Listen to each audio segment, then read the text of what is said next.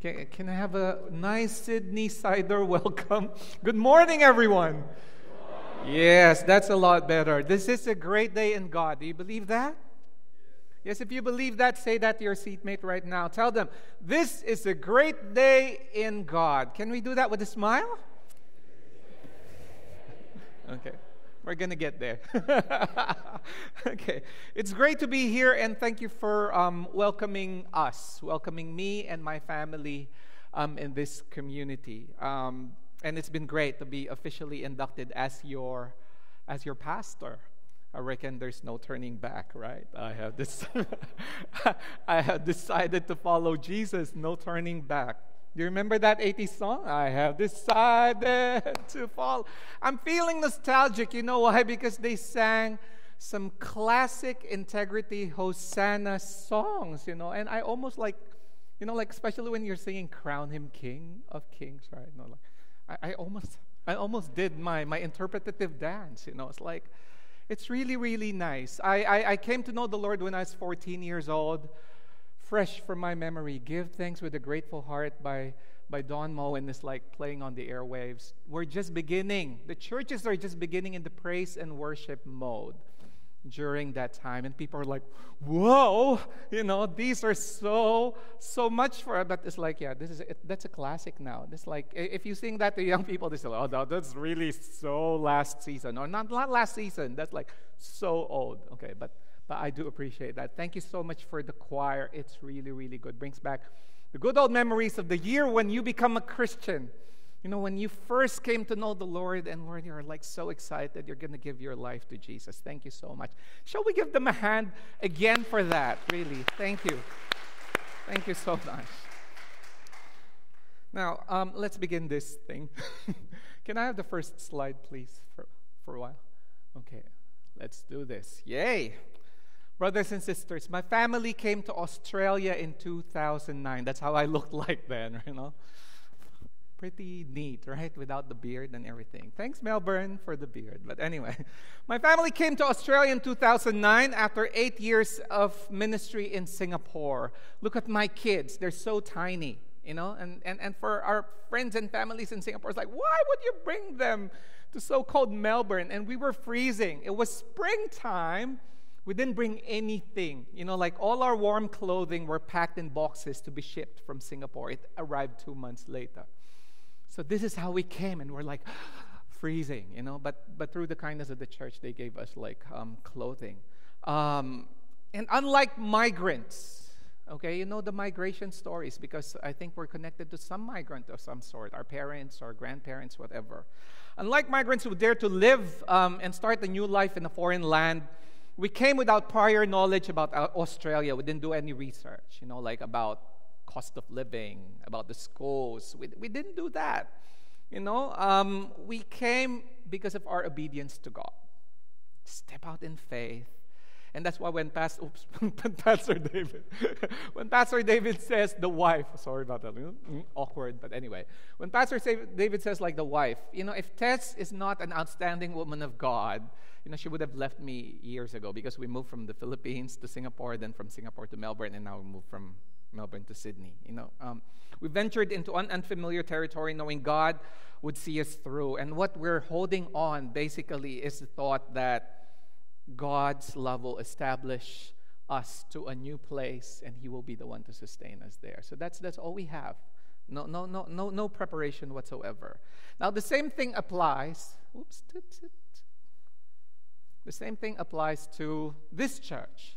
Our journey in Sydney is so unexpected. We first came to Sydney only in 2014. That was last year, September. Our first trip interstate as a family. Okay, I've been to Brisbane. Tess has been to Adelaide.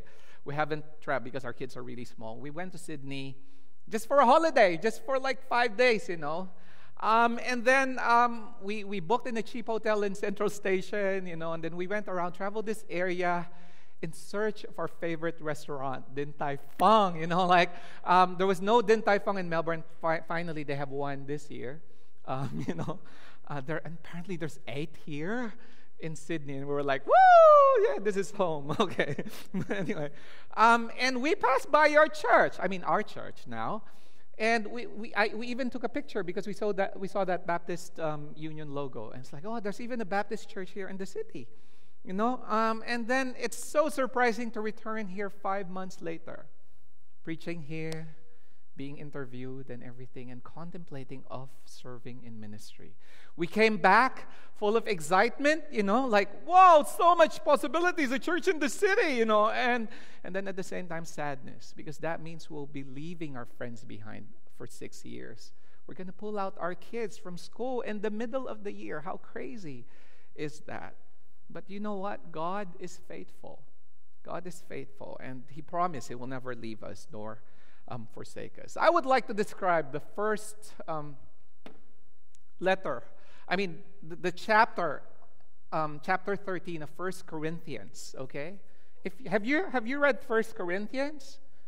Do you enjoy it? Is it really nice? Well, maybe not. But chapter 13 is like a breath of fresh air, and this whole bombardment of rebukes. A series of rebukes to a very, very problematic church, and that is 1 Corinthians. Our senior pastor, my former senior pastor in Singapore, would always tell me, you know what? This passage, that you use a lot in weddings, is actually a rebuke. It's a rebuke, it's a rebuke to a church that is wayward. It's a rebuke to a church that's struggling. Now, if you open your Bibles if you have your Bibles with you, just look at the headings of 1 Corinthians. And you will find there a lot of problems going on in the church. Even in the first chapter, in the first section of 1 Corinthians, it deals with division among the church. Some people in Corinth would say, hey, I follow Paul. Okay? Because he's the one who established the church. Another would say, whoa, I follow Apollos. He's a more eloquent speaker, And then another part would say, okay, I follow Peter. He's an apostle. He's an original apostle. And then, of course, there's that group of people who say, well, we just follow Jesus Christ, which you would probably think, hey, that's really cool. It's all about Jesus, right?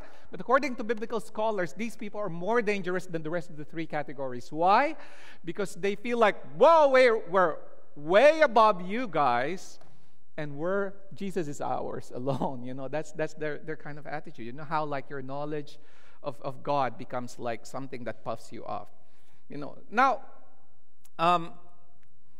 this chaotic scenario in Corinth is highlighted in chapter 1, verses 1 to 25. Paul was challenging the Corinthian Christians that behind their struggle to get along was, why do they fight a lot? Why was there... am I going to fall you? Why? No, I'm going to get used to this anyway. Kids, come here and let's do the body surf, right? Never mind.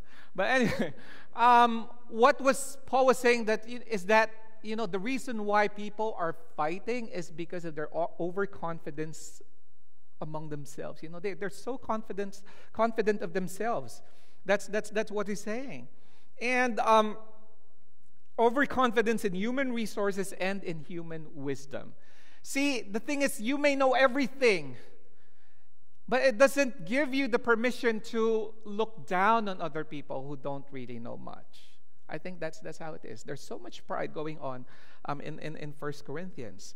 Now, then, if you follow the chapters, you have a series of controversies, immorality, lawsuits among believers, moral defilements, and even the violation of the Lord's Supper. The Lord's Supper, which is like a formal spiritual meal. We had the table fellowship in my house last Friday. It was really awesome. It has become a glutton's feast. It has become an agape love feast for the people during that time. They eat a lot, they drink a lot. It becomes a binge. And it's not really pleasing to the Lord. Now, this is the primary reason why some biblical scholars would think, whoa, chapter 13 all of a sudden is like, whoa, it's really nice. It's poetic. It's about love. And sometimes, see, we take it literally. This is like a wedding cake where 1 Corinthians chapter 13 about love is like printed all over there. I know there's some young couples here. When you got married, did you use 1 Corinthians chapter 13 as your key text? Love is patient, love is kind. But if you will realize that, yes, it could stand alone. However, if you look at the bigger context, it's not so pretty. It's actually like a slap on the face of the Corinthians. Boom! Love one another. That's basically what he's saying. It's just loving one another. Now, there. It will always be nice to remember, brothers and sisters, the context, because the context is that the Corinthian church simply boasts of their spirituality. They just say, okay, we're a spiritually gifted church. We're good at this, we're good at that, we're good at this, we're good at that. And that's it. And that's why the first 3 verses of 1 Corinthians chapter 13 begins with this. Okay? If I speak in the tongues of men or of angels, but do not have love, I'm only a resounding gong and a clanging cymbal. If I have the gift of prophecy and I can fathom all the mysteries of all the knowledge, and if I have faith that can even move mountains, but do not have love, I am nothing. If I give all I possess to the poor and give over my body to the hardship that I may boast, but I do not have love, I will gain nothing. Brothers and sisters, the Corinthian spirituality is very much self-centered. And the Apostle Paul highlighted several highly regarded gifts that the Corinthian churches possess. That he said, well, you may have this, but if you do not have love, boom, zero. You are nothing. Those who take pride in speaking in tongues, those who take pride in their faith, those who take pride in the superior knowledge that they have. If it's not motivated by love, then it is nothing. This is just the beginning of our discussion here. Look at what we have. Look at what you have, brothers and sisters. And reflect. If it is not out of the love of God, if it's not motivated, if it's not an overflow of God's love, it's nothing. It is zero. And that's the barometer of how we do it. How we do ministries, how we serve, how we express everything. If it's not motivated by love, it's nothing. The cliche, the word Christian, right? If you remove Christ, you're left with IAN. Again, this is an 80s thingy. IAN, it means I am nothing. If you remove Christ, you are nothing. If there is no love in what you do, then basically you are nothing. Now, I would like to highlight the first one. If I speak in the tongues of men or of angels, but do not have love, I'm a resounding gong and a clanging cymbal. Is there anyone here who speaks in tongues? You're probably thinking, why would Doc John even think of talking about speaking in tongues in a church like this, Central Baptist Church? Well, I know, this is a point of contention for many people. It divides a lot of churches. Like if someone starts to speak in tongues and people couldn't get it, then, I would just like to highlight this because you will know later the context of what I'm saying. According to biblical scholars, I'm looking at the different interpretation, okay? The tongues here could be all languages, human or divine, okay? And I don't make judgment to those people who speak in tongues, okay?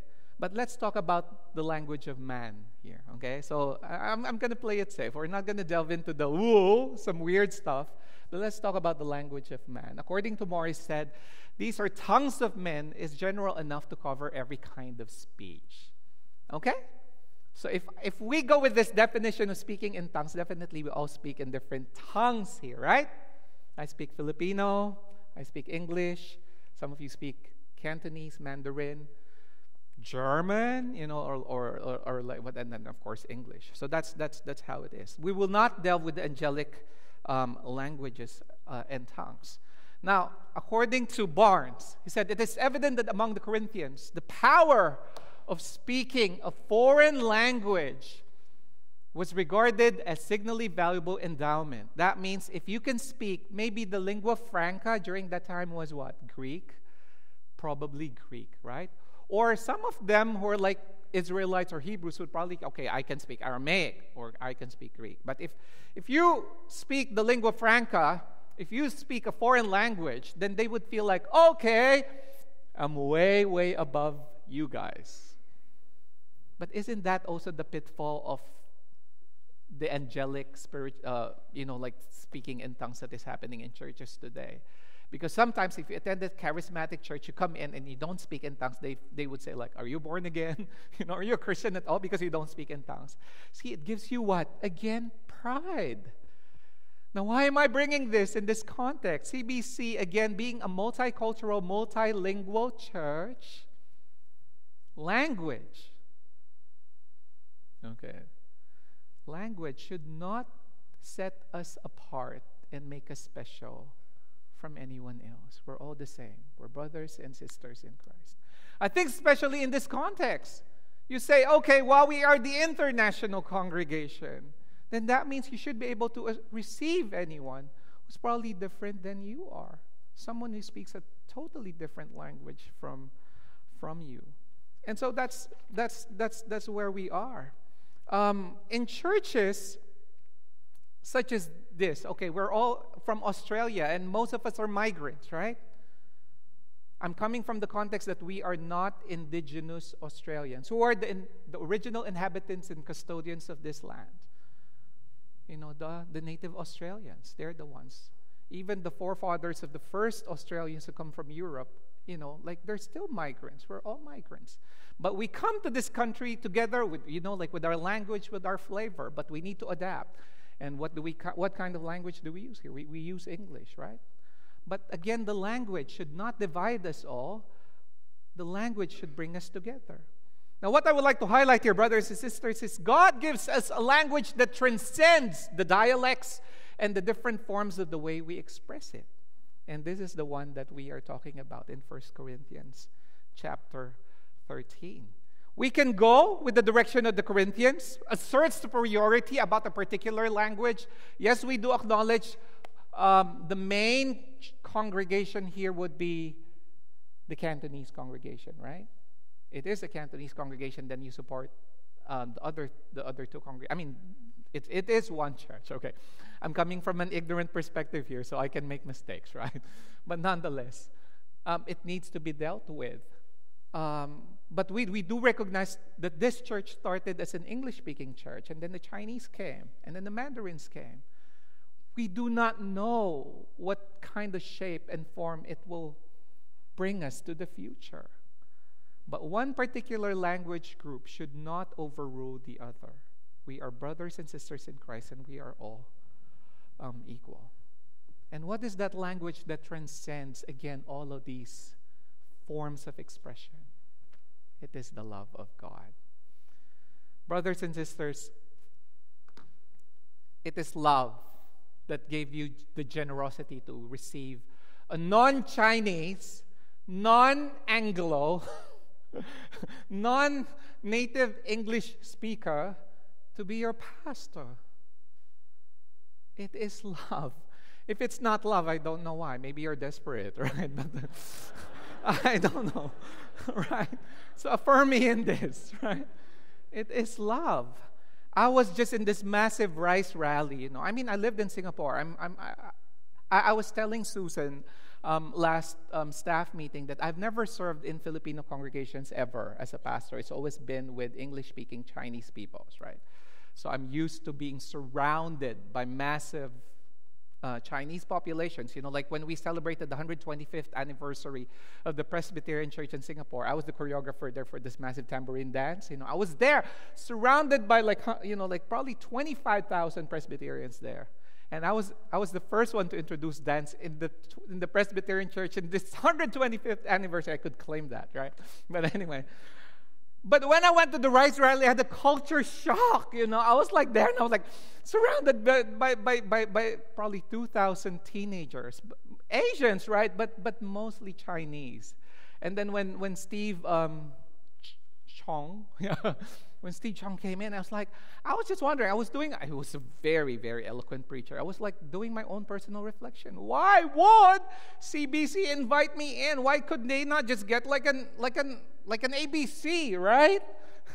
It would spare you from the cultural adjustment, because for me, I think it will take me probably 6 months to a year to get used to everything here. But if you get an ABC, then boom, then you can run together and do your thing, right? But why? I reckon it's because there is that thing from within that motivates the leadership of this church to look beyond themselves, to look beyond their bias of ethnicity, but to look towards the future.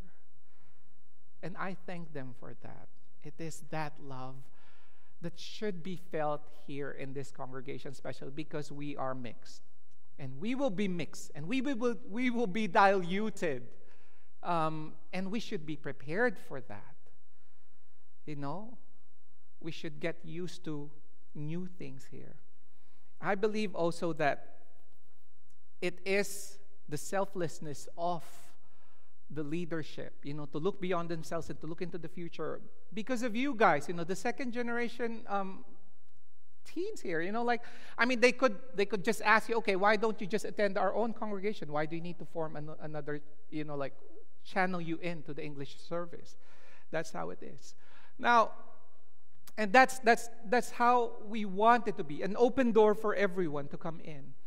Brothers and sisters, in 1 Corinthians 13:4-7 says, love is patient, it's kind, it does not envy, it does not boast, it is not proud, it does not dishonor others, it's not self-seeking, not easily angered, it keeps no records of wrongs, does not delight in evil, rejoices with the truth, it always protects, always trusts, always hopes, and always perseveres.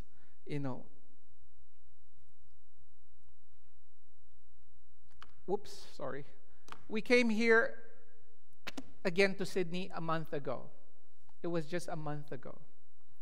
It has been a wild ride for all of us to leave Melbourne in the middle of the year. Crazy is what some people would call us. They told us we don't think at all. But we said, as I've said earlier, we just obey. But you know what? I could testify of this. And somehow, in that 1 month of our transition here, everything fell into its right place. And what was instrumental to that? And I've mentioned this in the Cantonese congregation. It's love. Why did it change? It's love. I was having dinner with my wife one night, probably like our second week, in our new apartment. It's not ours, we're just renting it, but everything in there seems to fall into its right place. And we were eating, and then having casual conversation with the kids. Talk is our language. At least for the three of us. Service is the language of love of my wife. But for my two girls and me, we were like, we always talk. And we said, don't you kind of feel weird that it almost seems that we have been here for a very long time already? And they were like, yeah, you know what? Yeah, I know, right? And then I looked at my wife and I said, you know what? I have this feeling that we are being prayed for. And haven't you experienced that from the beginning, from the way we traveled, from Melbourne? And we have that sense that we are being covered by the prayer of God's people. Maybe my home church in Sydney, they have been praying for me, but I do feel that overwhelming sense of prayer coming from you. And that's what I told the Cantonese congregation. I'm not some I'm a seer or whatever. I told them, I haven't seen you before, but I have felt you. Isn't that weird, right? But anyway, I told them that I have felt your prayers. And that's what we have been feeling. And where did that prayer, the intention to pray for your new pastor, where did it come from? Is it not motivated by the love of God? The special item, isn't that motivated by that? They don't want to make a show, but they want to show an appreciation, and they want to celebrate this gathering. It's about love. It was the love that gave so much grace to the leadership of this church. I was in constant communication with Joe. It's the love of Joe. That's why I gave him a hug. I got jealous when he hugged Tess, and I was like, I need my hug. Joe and I are like messaging, email, WhatsApp, everything. I said, Joe, this is what's happening. Joe, this is what's happening. I was in constant communication with Pastor David as well. You know? And he was so gracious enough to entertain all my queries and everything. Karen was in constant communication with Tess, you know, when we're looking for schools and everything. And there were lots of offers for help. Although we do appreciate the offers for like appliances and stuff, but we have enough. I reckon we have enough. And so with much, I told Pastor David that if we need them, we would try to get them. So that's the love that the MEC, we're the MEC people, the main events committee. I haven't even started work, and they have been communicating to me already. And I felt that, you know, like when we were having discussion about the camp, he said, like, you know what, we haven't really planned much. We're waiting for you, and we're looking for direction. These are gentle expressions of acceptance and love that I do appreciate. Eva picked up the uniforms of my kids, you know, and even the keys to our house. And they came to us. They brought us our house keys. Rudolph gave us the Telstra Wi-Fi thingy, yeah. And he lent this to us. I need to return it to you, Rudolph. But anyway, because he knows full well that we probably would have internet connection, you know, like within 1-2 weeks in time. Okay, welcome to Australia. That's how it works here. Yeah?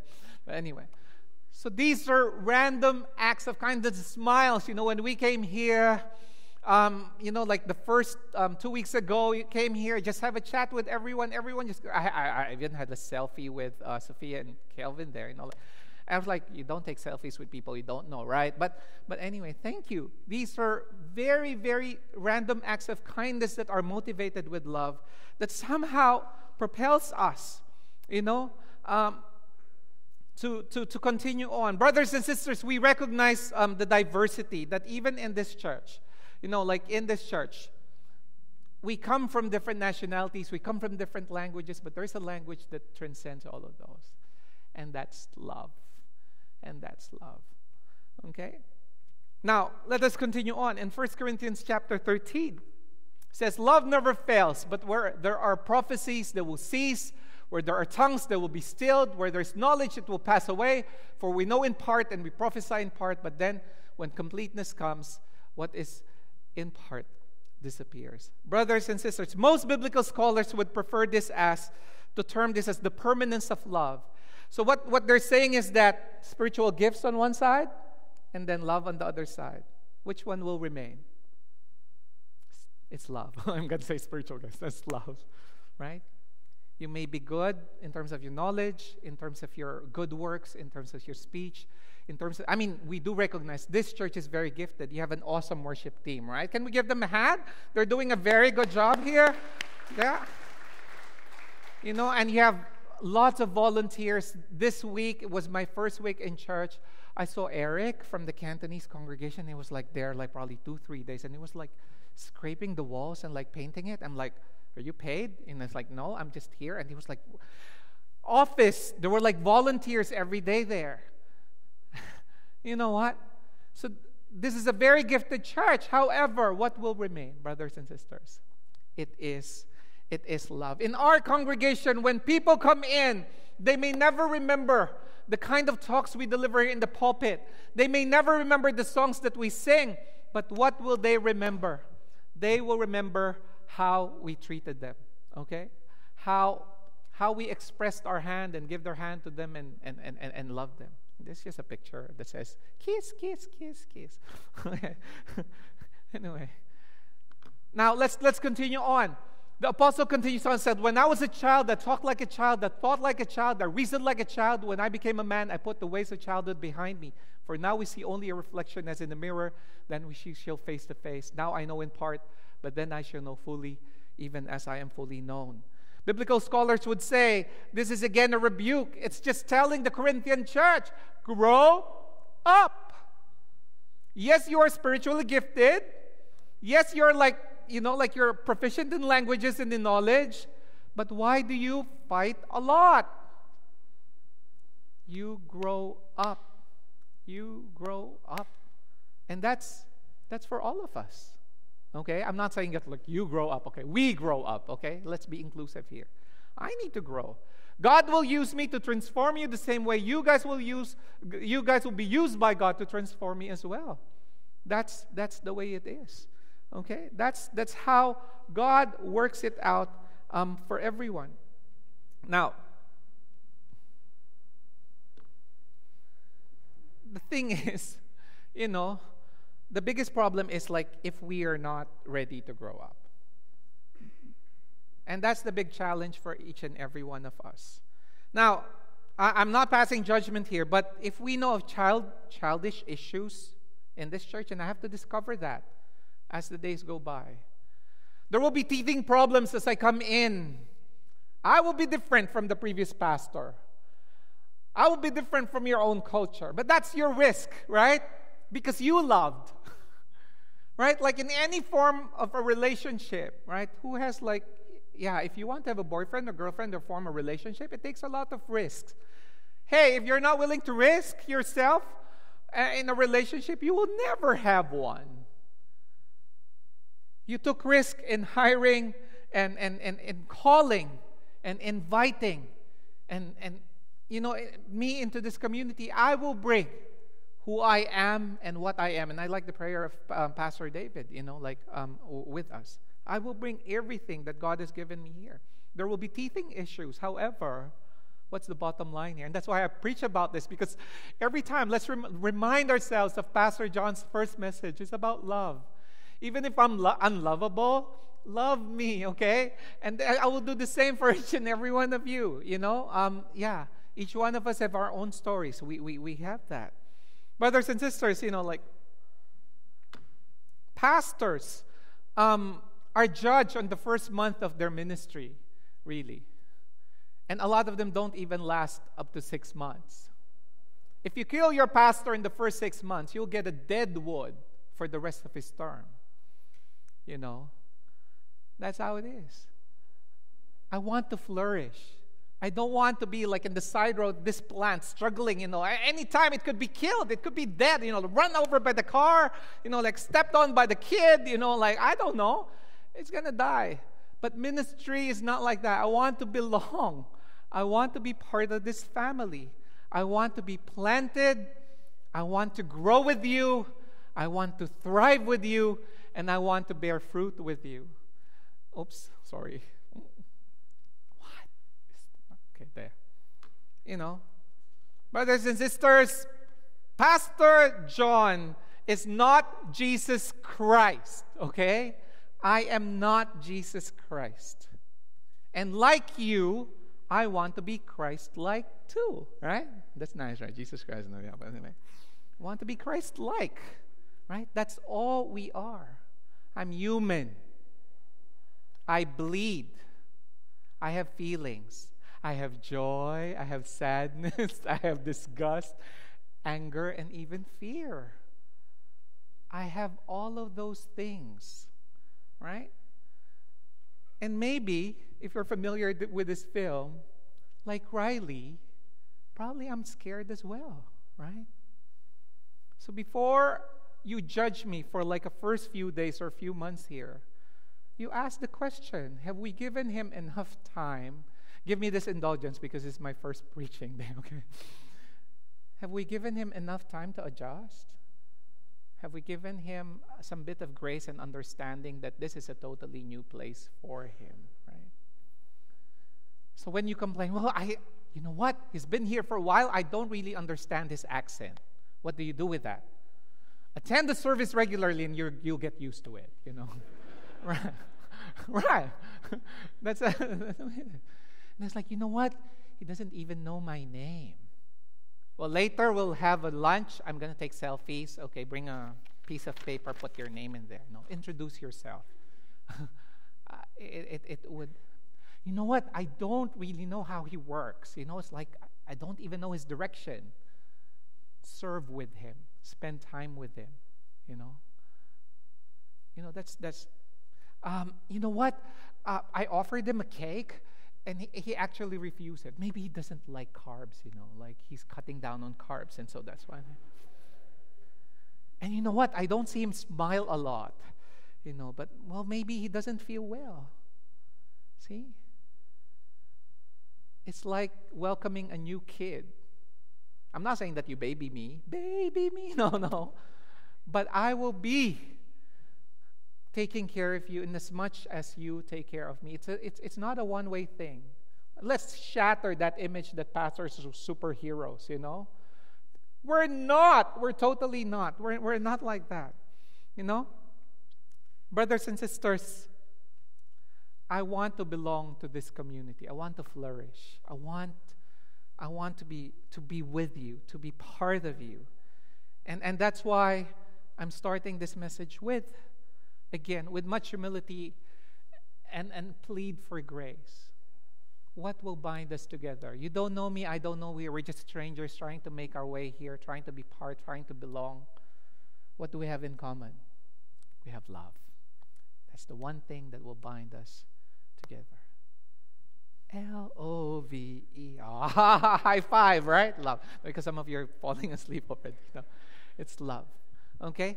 1 Corinthians ends with this. And now these three remain. Faith, hope, and love. Let's read the last line. 1, 2, 3, go.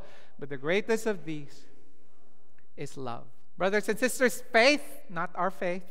Faith will eventually be seen because when God reveals everything, we don't need faith anymore. Hope will eventually be realized. Because that's what we hope for. What do we hope for this congregation? This is going to overflow, right? Do I have an amen for that? Yeah, amen. When I was like saying goodbye to my pastor friends from the Baptist Union of Victoria, it's like, what are you going to do in Sydney? I said, well, the church is in the city, like we're going to battle it out with Hillsong. And there's like, good luck, like... I was like, but don't we? Dreams are for free. You dream big. You don't dream like, okay, we're just gonna survive the next 3 years. No. But brothers and sisters, love will always be there because God is love. And the one thing that will bind us together and see us through in the next 3 years, hopefully beyond, is the love of God. Brothers and sisters, I love you with God's love, and hopefully you will love me back as well. God bless you, and may you be